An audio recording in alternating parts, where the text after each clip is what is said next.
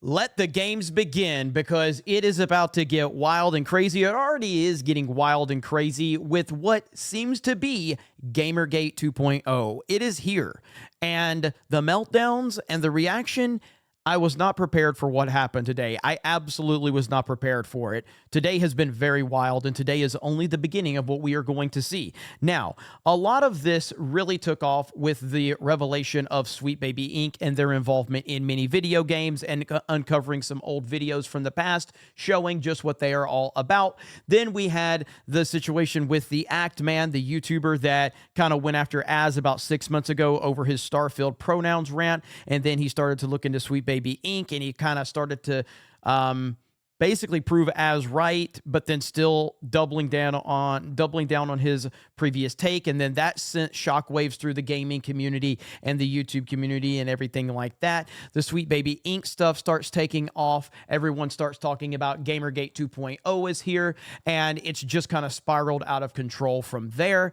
And now we come to today, where Matt Walsh of the Daily Wire has decided to jump into the Gamergate situation, or the Sweet Baby Inc. controversy. And I clipped out a small segment of the video that he uploaded, which was retweeted by Elon Musk, who has also signal boosted some of the Sweet Baby Inc. stuff.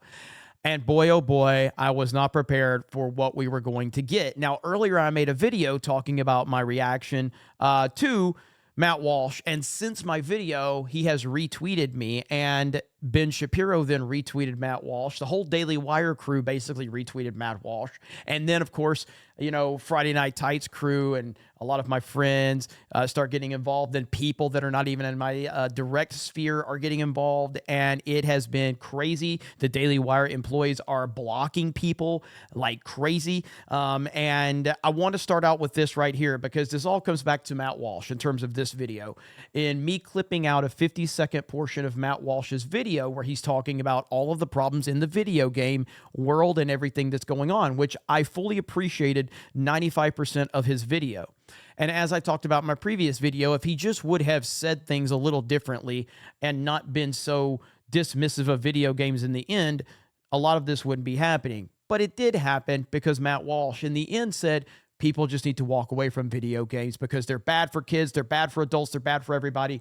And that's just ridiculous. That's why the left continues to win. But this is a tweet from 2018.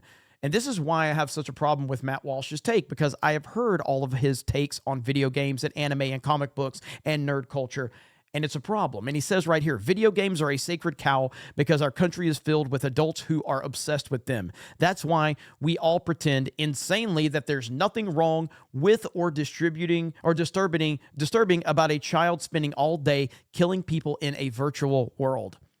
That was his take on video games back in 2018, and he has remained really consistent on this topic over the years. We also have people getting really mad because Elon Musk is retweeting stuff. Can these little man babies grow a pair and shut the fuck up with their conspiracies about wokeness in video games? I thought you people believed in the free market. Don't like something, it's simple. Don't buy it. You hate diversity? Go be creative and make your own games. Fucking annoying. Well, we all know about the cycle of diversity. I'm sure we've all seen that meme, the cycle of diversity, and that's right there. Go make your own thing, and then you make your own thing, and then it becomes successful, and then these freaks, after burning down everything that you loved, you create something else, and then these freaks go into that, and they start calling you racist and sexist and tell you to go make your own thing if you don't like it. It's the cycle of diversity right there. So people like this are having meltdowns, and this got a lot of traction. It's got like 21,000 likes over on Twitter right there. And this is the clip that got the party started right here. Matt Walsh is the first person to highlight wokeness in the video game industry, according to Matt Walsh. Now, as I've said many times on this topic now, was I being sarcastic? Yes. Is there some truth to my sarcasm? 1000%. Because in this clip, he says that exactly, that, hey, well, finally, people are talking about this after all this time. Now people are talking about wokeness in video games. And it's like, Matt, on your own company channel, me and Ryan Kendall did a video talking about why sales crashed in these top gaming franchises. It has 500,000 views. This was 2 years ago on the Daily Wire Plus channel. We've worked with the Daily Wire on multiple occasions. Now, do I have a problem with the Daily Wire? I won't say I have a problem with the Daily Wire. I have problems with the people involved with the Daily Wire for sure. I still think that the Daily Wire is an overall net positive for everything that's going on, but their dismissal of video games is a problem. It's a huge problem. And Matt Walsh's take is another highlight of that. But it's not just a Matt Walsh problem. It's not just a Matt Walsh problem, because Lauren Chin here says, since Matt Walsh got criticism for his anti-video game stance on how he handled his segment on the Sweet Baby Inc., one of his producers has been having a Gamergate level meltdown. Within the past few hours, Greg R.E. has demeaned Grums, blocked The Quartering and D-Day Cobra, and called gamers childish and stupid. Boy, oh boy, this is getting really, really bad. Now here is Grums. Well, it's official. The Daily Wire is not sincere. They act like they care about games, but they don't. I guess people are right about Matt Walsh, but I'd like to hear from Matt himself. Do all reporters suck like Greg R.E.? I don't think he responded. There's Lauren Chin again. I'm showing right there where he blocked me. It's been rough. It's been rough. Here's Daily Wire reporter Greg R.E. has posted this reply to me, insulting gamers, and then blocks me. Also called me stupid. This was not smart by Daily Wire. Tomorrow it was going to be insane. And he says, posts like this kind of proves his point. This space is dominated by so many stupid people that they can't even comprehend the content of a 20-second clip. My goodness. Now, again, here's Ben Shapiro retweeting Matt Walsh's tweet of me. And the replies were not great for Matt Walsh. They just weren't. And that's my response to Matt Walsh. Let's play some Helldivers 2, Matt. How do you do, fellow gamers? There's Lauren Chin. You said wokeness in video games hadn't received much attention, which is, well, not accurate, LOL. Maybe it seems that way if you're totally divorced from gaming. And then I said, that Trump guy hasn't received much attention, Matt Walsh. So, yeah, hail the Lord. Talk to an actual gamer, Matt. That is the biggest and most prominent gamer in all of YouTube right there, Matt Walsh. If you want gaming, if you want the inside knowledge on gaming or how to be a professional gamer, you talk to this young man right here. Yeah, here's Dan Vask.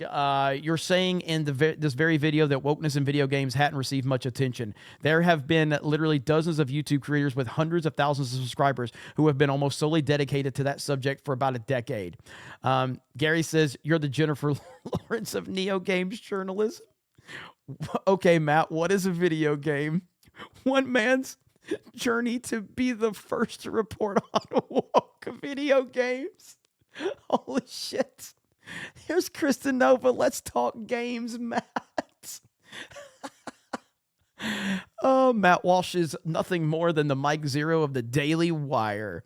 There's G Prime. We love the culture war. Profiteers like you tried to extend the culture war indefinitely instead of trying to win, because otherwise you'd run out of things to complain about. 1000%.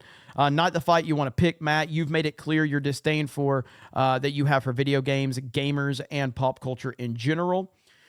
Yeah, man, this just was not a great, this was not, yeah, there's Flash, there's Epic Mike. This was not a great response from him, not at all. Now, we have this article that's going around, too. I spoke to folks at Sweet Baby Inc. about the current harassment campaign against them. You can't convince the conspiracy theorist. In this article, at the time of me recording this, it doesn't talk about how they started the harassment campaign against gamers, because, of course. But we do have an answer for who started Gamergate 2.0. That would be Dan Vask, and this is an article over on geeksgamers.com. If you listen to journalists, their favorite boogeyman is Gamergate, and leading that in. No, wait, it wasn't him this time. Sorry, Norm. It was Dan Vask, massively talented musician and free-willing man about town. You see, this started well before Sweet Baby Inc. Was the talk of the town square, with a video from Az on his YouTube channel, Heel vs. Babyface. The topic was Starfield, the sci-fi action RPG from Bethesda. And the list goes on and on. If you want to check this article out, you should. And it kind of goes through the whole process of everything. Hey, dude, mind if I screen grab your epic rant about Starfield? Woke shit and post it on Twitter. Might bring you some heat, though. Fill your boots, dude. That's so funny. So listen, right now, I don't know what's going to happen with all of this. What I do know is that we are in for more of a shit show. It's not going to slow down. It's going to get worse. It's going to get much worse. And the Daily Wire has really shown their ass today. It's not a good look for them. I'm not saying that the Daily Wire is going to be hurt by this per se, but it's not a good look for them. It really isn't. Blocking people, disrespecting gamers. You don't want angry gamers and angry anime fans being mad at you because I promise you the angry anime fans and the angry gamers will win in the long run.